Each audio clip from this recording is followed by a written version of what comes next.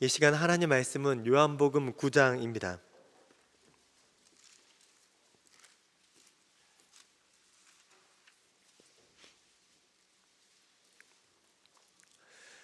하나님 말씀은 요한복음 9장 1절부터 3절까지의 말씀입니다.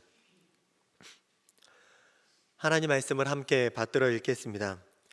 예수께서 길을 가실 때 날때부터 맹인된 사람을 보신지라.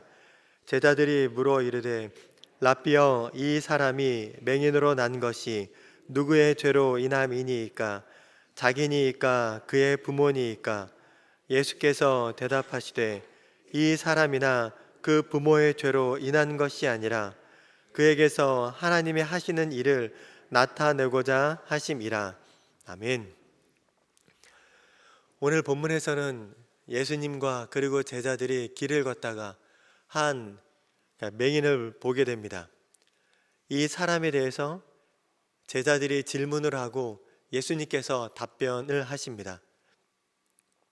우리는 이 날 때부터 맹인된 사람의 이 상황과 그리고 제자들의 질문, 예수님의 답변을 통해서 맹인처럼 결함이 있는 사람을 바라보는 세상적인 시각과 그리고 영적인 시각을 확인할 수 있습니다. 오늘 본문을 통해서 먼저 맹인이 안고 있었던 결함이 어떤 것인지 살펴보고, 그리고 세상적 시각을 가진 제자들의 질문, 그리고 이에 대한 영적인 시각을 가진 예수님의 답변을 살펴보려 합니다. 먼저 맹인의 첫 번째 결함은 육체적 질병이었습니다. 그는 선천적인 맹인이었습니다. 태어날 때부터 한 번도 앞을 볼 수가 없었습니다. 사람에게는 많은 장애가 있지만 백문이 불여일견, 100번 듣는 것보다 한 번 보는 것이 낫다라는 이 한자 성어처럼 보는 것은 삶에서 매우 중요합니다. 말하지 못하면 글로 써서 표현할 수 있고, 들을 수 없다면 보여주면 됩니다. 하지만 선천적 맹인은 참으로 많은 것, 어쩌면 모든 것이 어려운 것처럼 보이기도 합니다. 그리고 가장 큰 것은 하나님께서 창조하신 이 아름다운 자연, 그리고 가장 사랑하는 부모님, 가족들을 볼 수도 없고 기억할 수도 없습니다. 이것이 바로 선천적 맹인이 가지고 있는 가장 큰 결함 중 하나입니다. 맹인의 두 번째 결함은 영적인 죄인이었다라는 것입니다. 당시 유대 사회는 태어날 때부터 장애가 있는 것을 죄로 인한 결과라고 판단했습니다. 유대는 정치 결록과 종교 권력이 구분되지 않는 재정일치 사회 같은 신정 국가였습니다. 이런 신정 국가에서는 거룩함, 하나님을 섬기는 것이 가장 중요한 기준이 되는 나라입니다. 그런데 이런 신정 국가에서 태어날 때부터 맹인, 즉 죄가 있는 사람으로 판단되었다라는 것입니다. 이것은 매우 슬픈 처지입니다. 육체적 결함이 있는 것도 너무나 안타깝고 힘든데, 그를 보는 사람, 심지어 본 적도 없고 이전에 만난 적도 없는 사람이 그를 볼 때 죄인이다, 태어날 때부터 장애가 있는 큰 죄인이다 라고 판단하기 때문입니다. 이런 것을 볼 때 선천적 맹인이 유대 사회에서 살아가는 것은 너무나 힘겹습니다. 그러면 제자들의 질문을 보겠습니다. 제자들의 질문에서는 이 맹인을 바라보는 세상적 시각을 볼 수 있습니다. 제자들은 선천적인 맹인을 보았을 때 예수님께 이렇게 물었습니다. 제가 2절 말씀을 읽겠습니다. 제자들이 물어 이르되 랍비여, 이 사람이 맹인으로 난 것이 누구의 죄로 인함이니이까? 자기니이까? 그의 부모니이까? 제자들의 질문은 그가 죄인이라는 것을 전제로 하고 있다는 것을 알 수 있습니다. 단지 그 죄가 자기의 죄인지 부모의 죄인지를 예수님께 묻고 있는 것입니다. 제자들의 질문은 육체적 질병을 가진 이 불쌍한 맹인을 영적인 죄인으로 정죄하고 있는 것입니다. 육체적 장애를 가지고 태어나서 힘겹게 살아가고 있는 이들을 더 좌절하게 하는 그런 질문입니다. 아무런 이유도 없이 맹인으로 태어나 특별한 잘못도 없이 죄인으로 여겨지는, 너무나 힘들게 사는 사람을 더 힘들게 만들어버리는 그런 질문이다라는 것입니다. 그런데 제자들은 이렇게 질문을 해서는 안 됩니다. 심지어 바리새인 율법학자 서기관들이 그런다 할지라도 제자들만큼은 이런 질문을 하면 안 됩니다.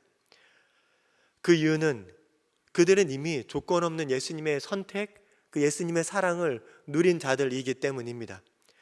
우리는 2주 전 9월 22일 주일 오전 말씀 마가복음 16장 9절에서 20절까지 본문을 통해 그럼에도 믿지 않음 vs 그럼에도 찾아오심이라는 제목으로 말씀을 들었습니다.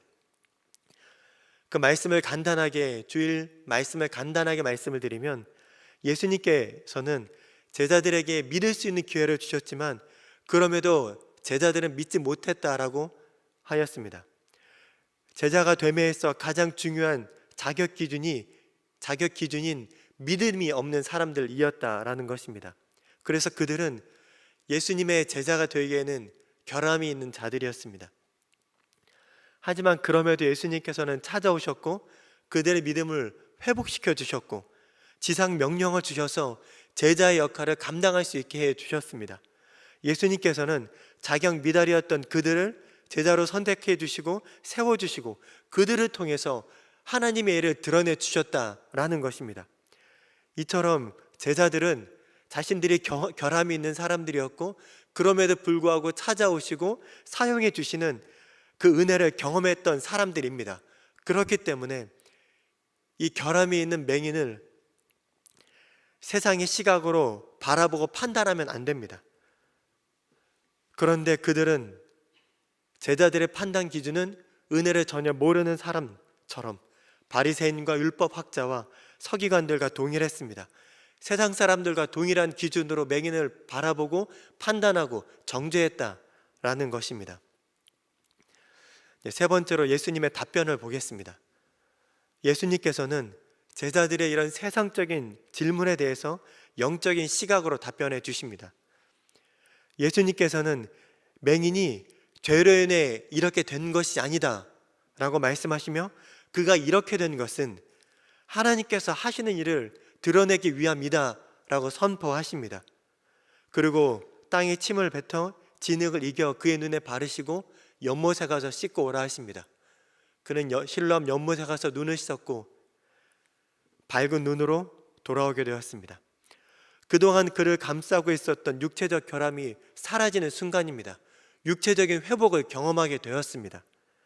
그리고 그 육체적 결함이 사라짐으로 인하여서, 육체적으로 회복됨으로 인하여서 그동안 죄인으로 여겨졌던 그 죄인의 신분 또한 벗어나게 되었습니다. 영적으로도 회복된 것입니다.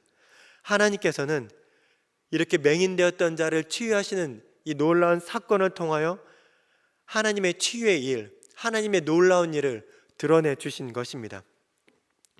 우리의 삶을 한번 생각해 보았으면 좋겠습니다.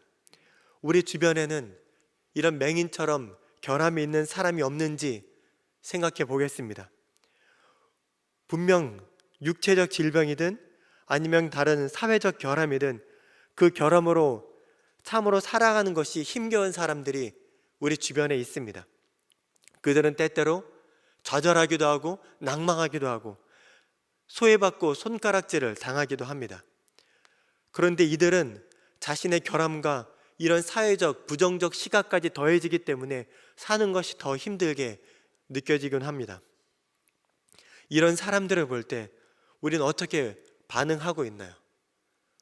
우리 주변에 어떤 육체적 결함이 있는 사람들을 볼 때 저 사람은 어떤 잘못 때문에 저런 병에 걸리게 되었나 라고 생각하고 있진 않나요?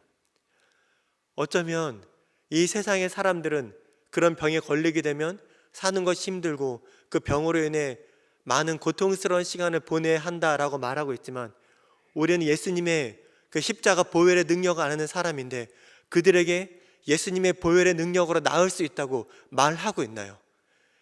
예수님을 전혀 모르는 세상 사람처럼 세상적 시각으로만 부정적으로 그들을 바라보고 육체적 질병의 그 결함으로 함몰되어 있진 않나요? 아니면 복음의 그 시각으로 예수님께서 십자가의 능력으로 회복시켜 주실 것을 믿으며 그 육체적 결함을 안고 있는, 또한 그 육체적 결함을 안을까 봐 두려워하고 있는 그 사람을 향하여 믿음의 선포를 하고 있나요? 또한 우리 주변에는 동일하게 용서받지 못할 죄인으로 판단되는 사람들이 있습니다. 저 사람은 예수님을 믿지 못할 거야.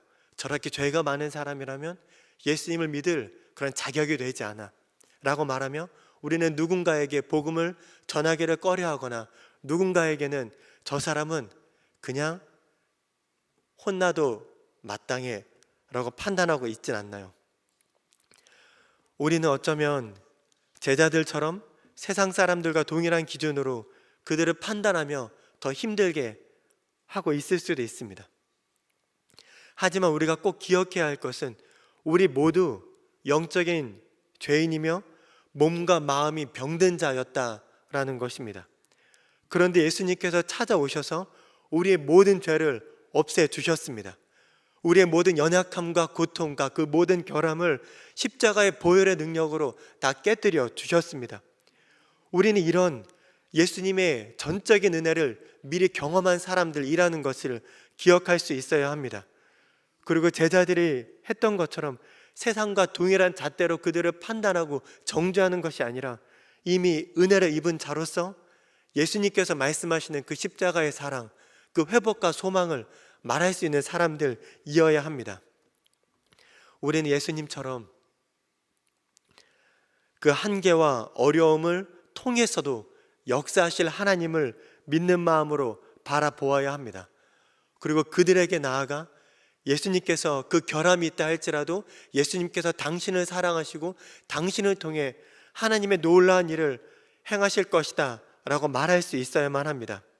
그러면 그때 그 결함 있는 사람들이 믿음의 눈으로 자신을 바라보기 시작할 것이며 그 결함으로 인해 좌절하고 낭망하는 것이 아니라 그 육체적 아픔으로 인해 고통스러워하는 것이 아니라 그것을 뛰어넘어 자신을 통해 역사하실, 자신의 연약함을 통해 역사하실 하나님을 믿음으로 바라보기 시작할 것입니다.